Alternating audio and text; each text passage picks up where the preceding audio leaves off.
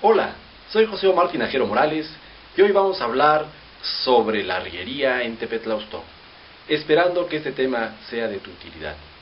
También te recordamos que puedes seguirnos por Twitter en @Histormex. Muchas gracias. La arriería en Tepetlaustoc, por José Omar Tinajero Morales.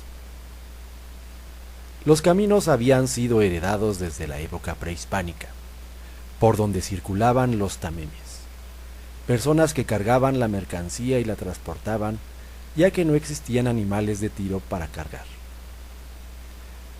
El correo empleaba mensajeros llamados painani.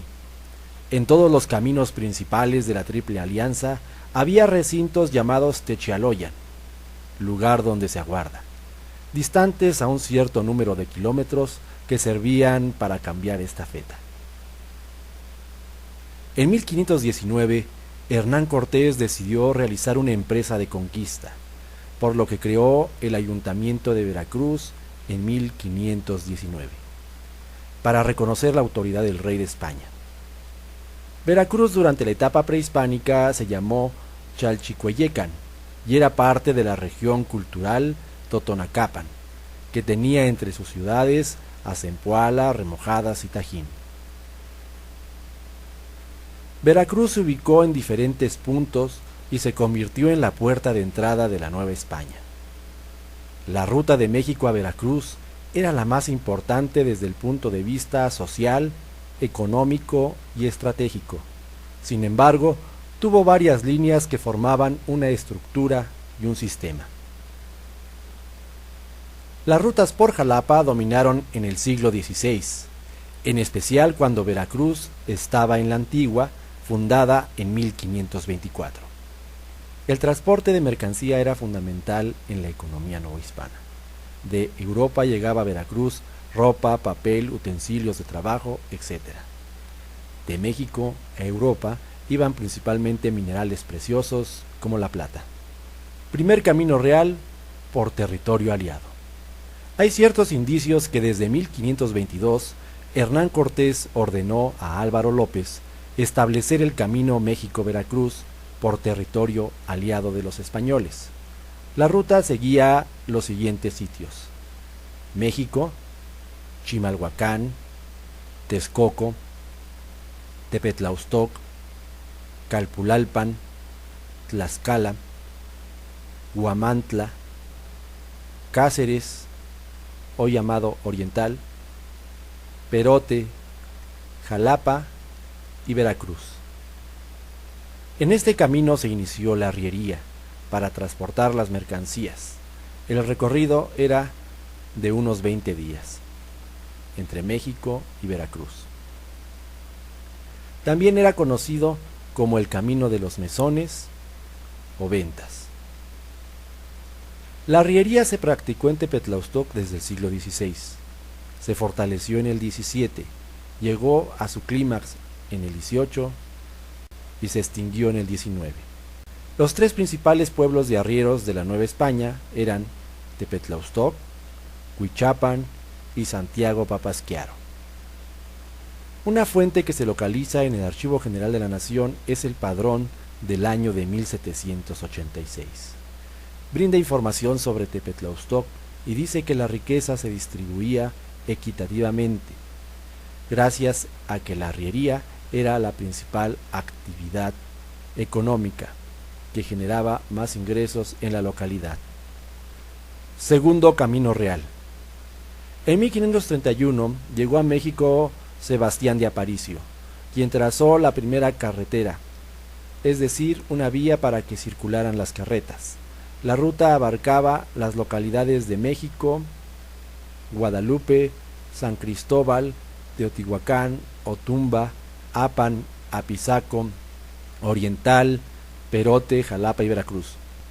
Esta segunda ruta, además de conectar a México y Veracruz, permitía unir al segundo distrito minero de la Nueva España, que se desarrolló en la región Pachuca en 1552 y abarcaba lugares como Izmiquilpan, Atotonilco, Pachuca, Real del Monte, entre otros. Bartolomé de Medina en 1555 logró la amalgamación con azogue, mercurio, conquista tecnológica que aumentó la productividad. Se pasó del beneficio del fuego al beneficio del patio. Tercer camino real por Puebla. En 1531 se fundó la ciudad de Puebla, que se convirtió en una importante ciudad de españoles, que llegaría a adquirir fuerza agrícola, industrial y comercial, desplazando poco a poco a Tlaxcala. Puebla tuvo un importante crecimiento económico que motivó pedir la creación de un ramal que conectara a México con Veracruz pasando por Puebla. En 1540 se creó la bifurcación por Nopalucan, Amozoc y Cáceres, Perote, Jalapa y Veracruz. Las rutas por el sur permitían ir por poblaciones de importancia con mayor infraestructura. Cuarto camino real por Orizaba y Córdoba. Al trasladarse Veracruz en 1601 a su ubicación actual, se fortaleció la ruta por el sur.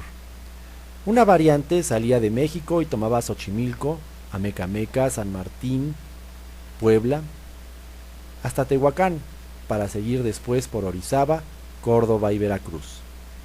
Un ramal partía de Puebla, se desviaba en Nopalucan, seguía por Chalchicomula, Maltrata, para llegar a Orizaba, Córdoba y a Veracruz.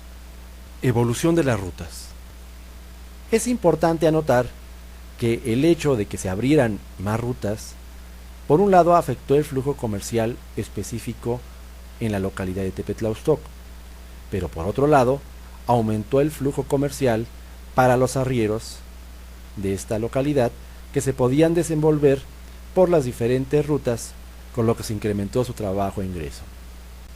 En los siguientes mapas se observará cómo se fue evolucionando en las rutas México-Veracruz hasta conformar una estructura de redes de transporte.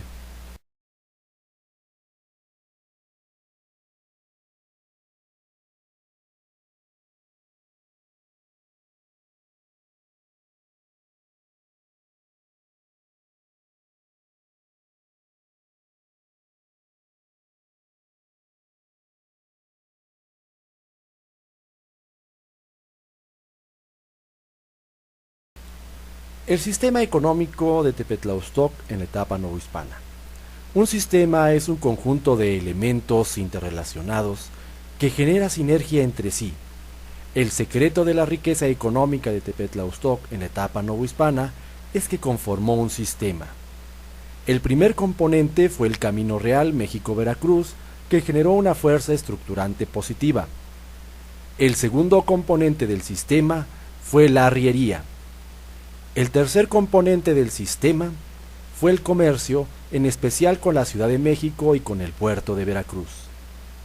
El cuarto componente fueron los mesones. El quinto componente del sistema fueron las haciendas agrícolas ganaderas. El sexto componente del sistema fue el pulque. Por su importante volumen de producción, Tepetlaustoc perteneció al llamado Triángulo del Pulque, junto con Apan y Calpulalpan. Tepetlaustoc era el sitio más cercano a la Ciudad de México para abastecer sus pulquerías. El sistema económico de Tepetlaustoc generó riqueza y bien común. El fin de la arriería.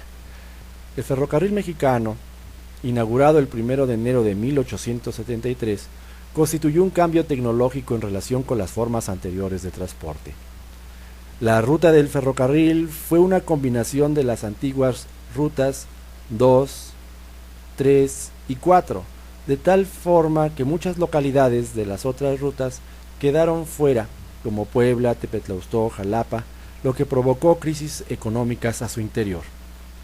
En cambio, regiones como los llanos de Apan se vieron favorecidas para comerciar, por ejemplo, el pulque. Al no pasar el ferrocarril mexicano por Tepetlaustoc, generó una fuerza estructurante negativa, que llevó a que el camino quedara casi en el olvido. La arriería fue desapareciendo al no poder competir con el ferrocarril, que podía cargar más mercancía a menor precio y con mayor rapidez. Al desmoronarse, los elementos básicos del sistema económico de Tepetlaustoc produjo que los otros elementos también se debilitaran o incluso se perdieran. Después, con la Revolución Mexicana, se atacó a la hacienda, que era la unidad de producción agropecuaria, y Tepetlaustoc quedó entonces aislado, olvidado y sin fuentes de trabajo. La lección que nos deja la arriería en la actualidad: si el camino real de tierra adentro, que va de México a Zacatecas y llega hasta Nuevo México, ya es patrimonio cultural de la humanidad, que fue posterior al camino a Veracruz, queda pendiente entonces darle su lugar al camino que permitía la comunicación entre México y España. Como testimonio de este pasado exitoso, todavía quedan fragmentos del primer camino real de la Nueva España y puentes que deberían conservarse como parte importante del patrimonio cultural tangible. El camino real México-Veracruz debería ser uno de los símbolos claves para desarrollar la identidad municipal en Tepetlaustoc. Por otra parte, ¿qué le hace falta a Tepetlaustoc para volver a despuntar económicamente? Volver a crear sistema por medio del conocimiento de su historia y geografía, para lo cual una herramienta muy importante es la aplicación del ideal histórico concreto. Por su atención, muchas gracias.